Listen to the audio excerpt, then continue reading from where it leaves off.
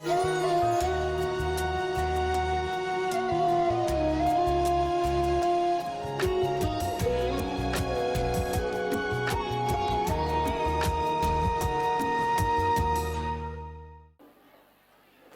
ગઠિયા હતા. તમે ગુજરાતી સારું જાણો છો બધા. ગઠિયાઓ પાર્ટનરશિપમાં ક્યાંકથી સુટકેસ ઉઠાવ્યો. લગભગ લાખ રૂપિયાની વસ્તુ, એક લાખથી કંઈક ચડિયાતી વસ્તુ હતી. ગઠિયાઓને ચસ્કો લાગ્યો. કોઈ ડોસીને ત્યાં ગયા, माँ ये हमारा सूटकेस रखते हैं, जब तक हम चारों मिलकर नहीं आए तब तक किसी को देना नहीं, हम दूसरे काम से जा रहे हैं. और गठिया के ललाट पे लिखा नहीं होता कि मैं गठिया हूं. माँ जी ने कहा भले भाई.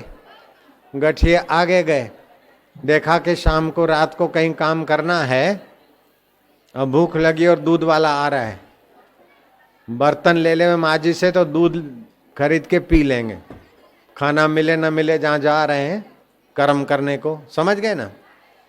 तो एक गठिया गया माँ जी के पास बर्तन लेने को. रास्ते में विचार आया कि वो सूटकेस लेके पीछे के रास्ते से चला जाऊं तो क्या फर्क पड़ता है. माँ जी को बोला वो हमारा सूटकेस देना.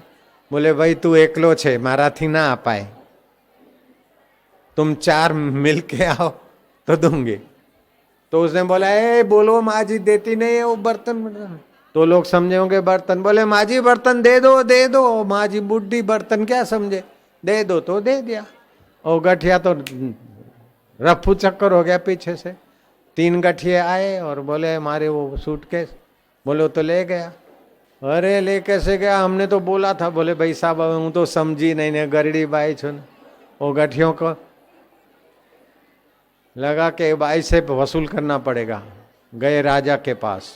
1947 से पहले की घटना होगी. मर्यादा रमन न्यायाधीश हुए जब वकीलात पढ़ रहे थे तब की बात थी.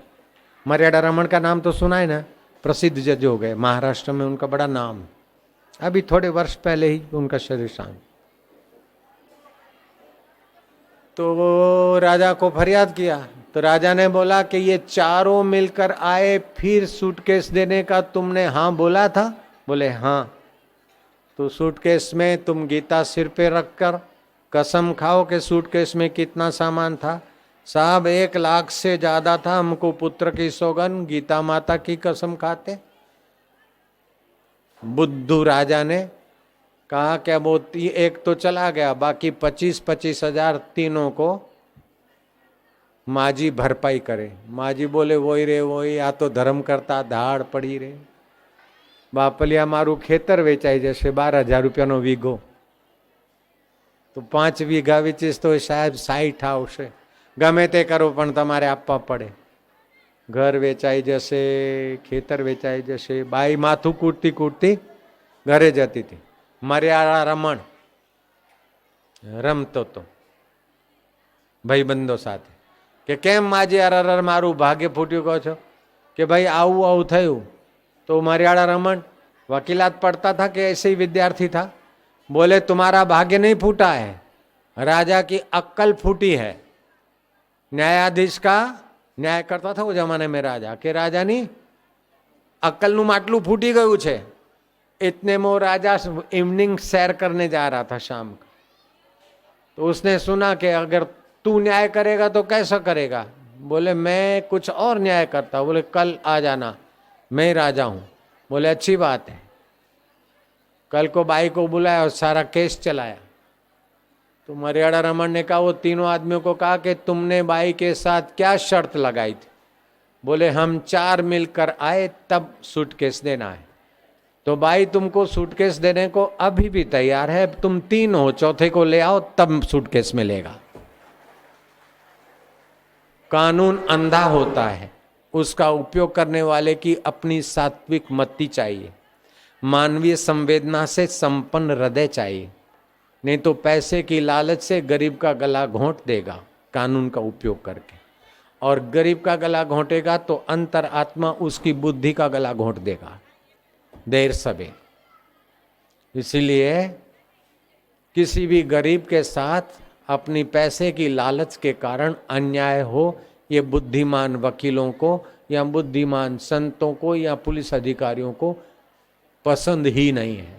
अगर पसंद पड़ता है तो उनके बच्चों का भविष्य खतरे में और उनका बुढ़ापा खतरे में, क्योंकि कर्म की गति है, कर्म का सिद्धांत है। अवश्यमेव भोक्तृत्वम कृतम कर्म शुभा शुभम।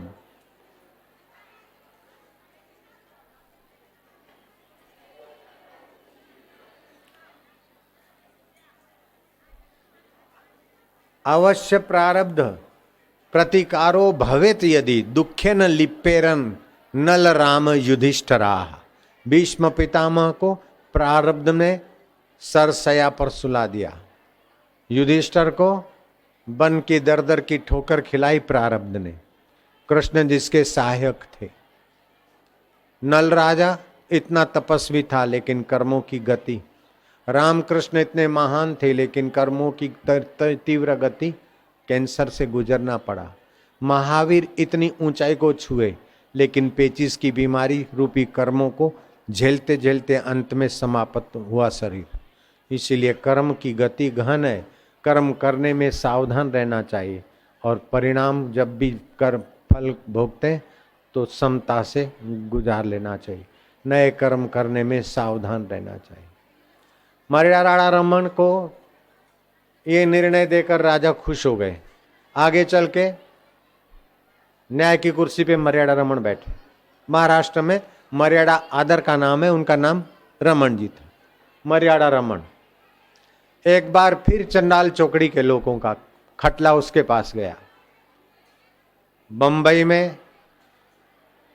तो एक सज्जन आदमी था और दूसरा हरामी आदमी, दोनों ने पार्टनरशिप कर ली और रुई का स्टॉक करेंगे।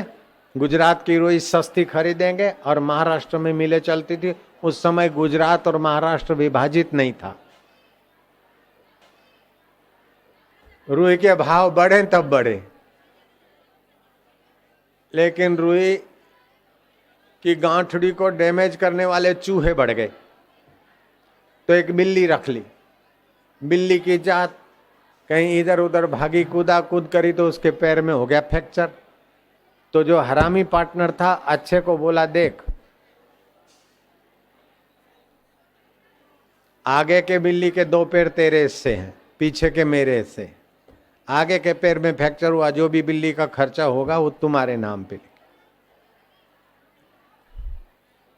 चो जे भगवान की मर्जी। अब होते होते क्या हुआ कि बिल्ली तो बिल्ली, वो पट्टा बांधा हुआ था, बाहर कहीं भटकने गई। तो हाथ सेकने के लिए लोग तापना तापते हैं, आग जलाते हैं। तो उसका लंबा जो पट्टी थी उसको आग छू गई। तो बिल्ली भड़की, घबराई और गोदाम में अपने निवास में पहुंची तो रुई थी और महाराज पूरा गोदाम भभुक भभुक भाग। अब उस हरामी ने कहा कि तेरी बिल्ली ने गोदाम को आग लगाई, इसीलिए मेरा हिस्सा जल गया, तू दे। ये खटला रमन मर्यादा रमन के पास गया। मर्यादा रमन ने चेंबर में बुलाया, देखा कि कौन चालू है और कौन भगवान का आदमी है। तो बातचीत किया, फिर कोर्ट ली। बोले बिल्ली के 2 पैर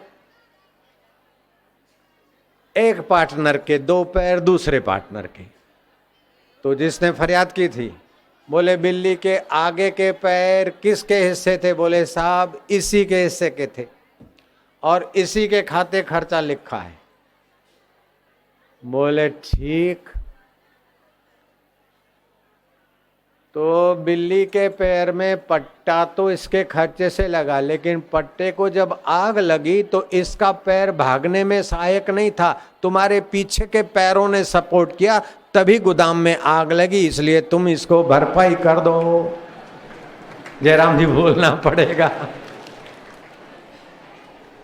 नारायण हरि नारायण हरि।